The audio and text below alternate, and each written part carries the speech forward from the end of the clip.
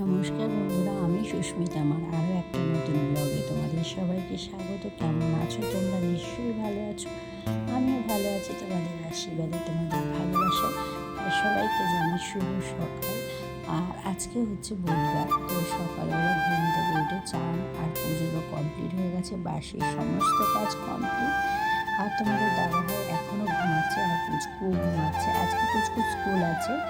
আর চলো এখানে চা করে নিচ্ছি। চাটা করে নিয়ে খেয়ে দিয়ে তারপরে আমি ছাদে যাবো জামা কাপড় মেলতে।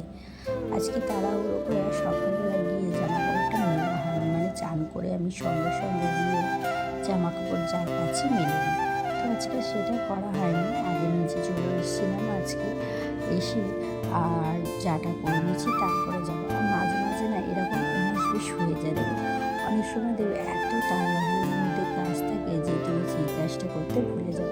আর আজকে তো যেরকম রোদ্দুর দিয়েছে, কদিন ধরে কিন্তু রোদ্দুর হচ্ছে খুব। আর সেই কারণের জন্য দেখো আমি চলে এসেছি। আর কি দেখতে পাচ্ছ কত রোদ্দুর দিয়েছে। তো এখানে আমি জামা কাপড়গুলো মেলে দিচ্ছি।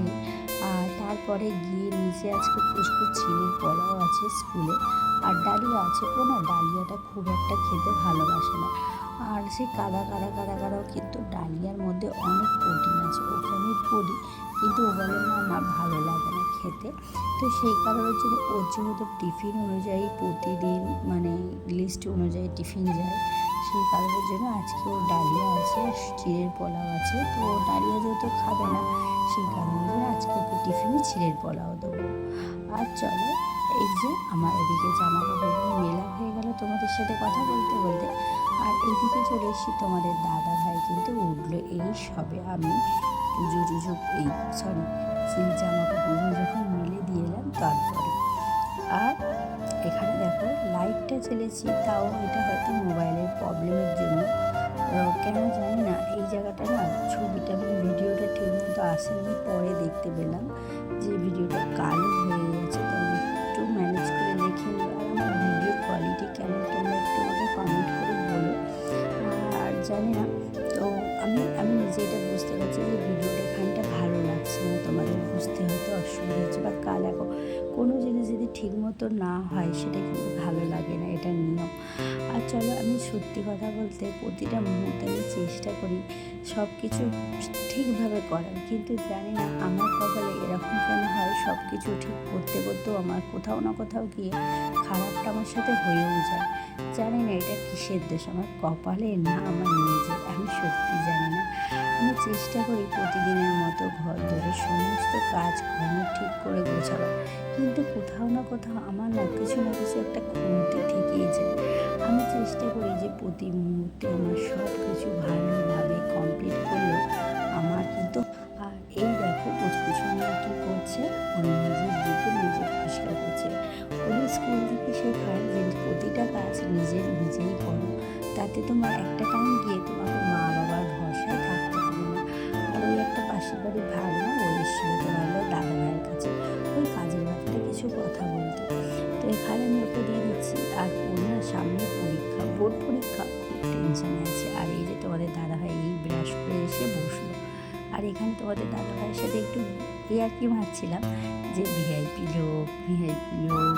তো এই করতে করতে হয়ে গেল। আর পুচকু ওদিকে দেখো, তো ও বেশ মজাই নিচ্ছে ওর বাবার সাথে। ওর বাবা আমার পেছনে, আমি যদি কিছু বলি ও কিন্তু ও আমার হয়েই বলে।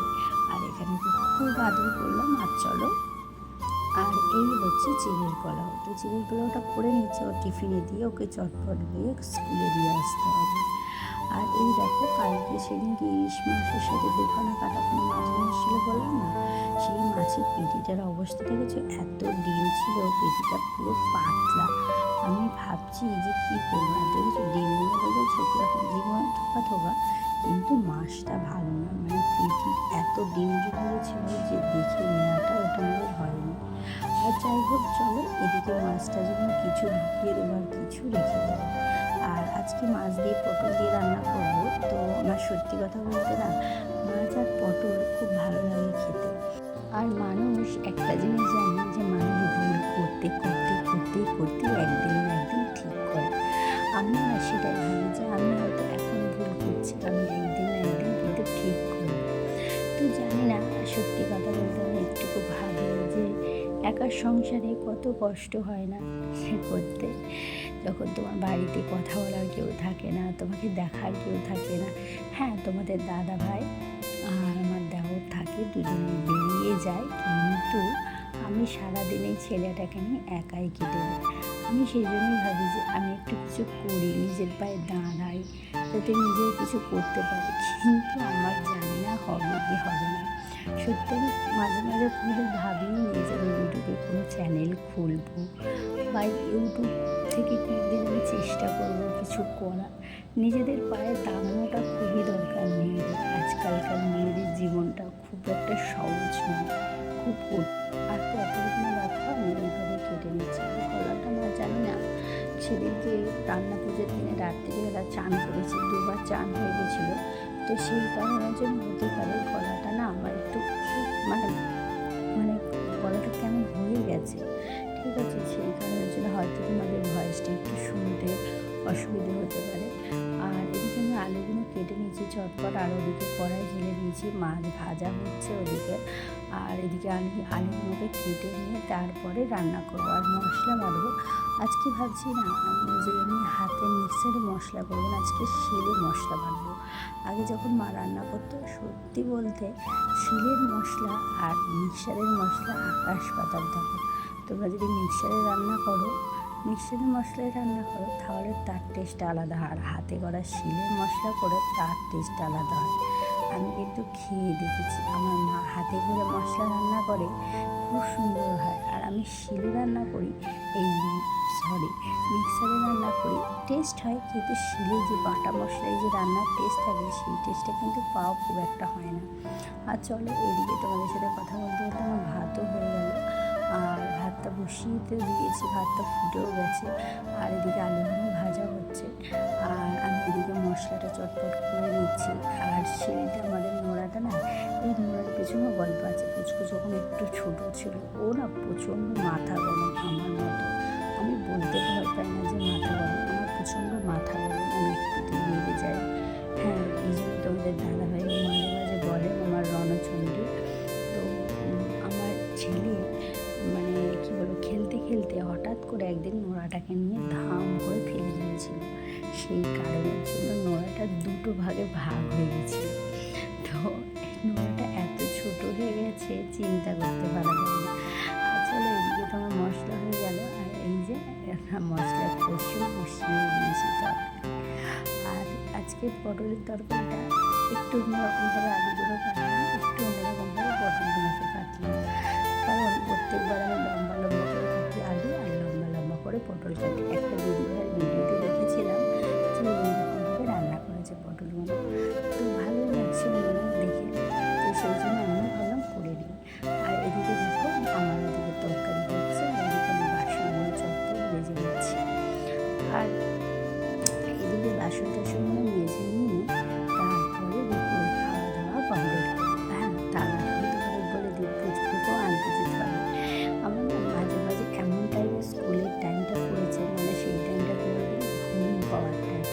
ভাত খেলে অনেকের হ্যাবিট আছে দুপুরবেলা ঘুমাবার, তো আমার সেটা নেই। কিন্তু যখন আমি খুব মানে রাতে হয়তো ঠিকমতো ঘুম হয় না, তখন আমার কিন্তু ঘুমটা পায় না সকালে, মানে দুপুরের দিকে ভাত খেলেই ঘুম পায় তখন।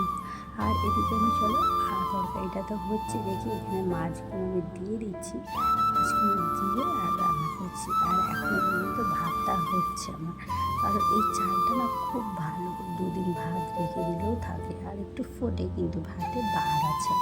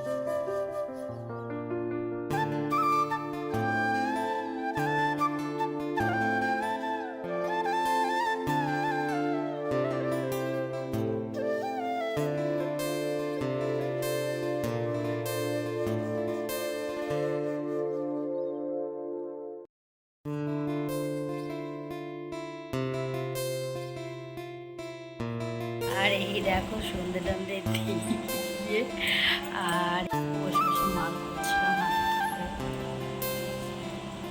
রাতে আবার ভাত বসিয়েছি এখানে, আর এখানে বাদ বাকি মাছগুলো সব ফ্রিজ থেকে বার করে নিয়েছি রান্না করার জন্য। আর এই যে কড়া, এতে রান্না করবো। থেকে পুচকুকে পড়াতে এসছে, আন্টি পড়াচ্ছে। চলো বন্ধুরা, ভিডিওটা এখানে শেষ করছি। ভিডিওটা ভালো লাগলে অবশ্যই একটা লাইক, কমেন্ট, শেয়ার, চ্যানেলটা সাবস্ক্রাইব করে পাশে থাকা বেল আইকনটা অবশ্যই বাজিয়ে দাও। ভালো থেকো, সুস্থ থাকো, দেখা হবে পরের ভিডিও।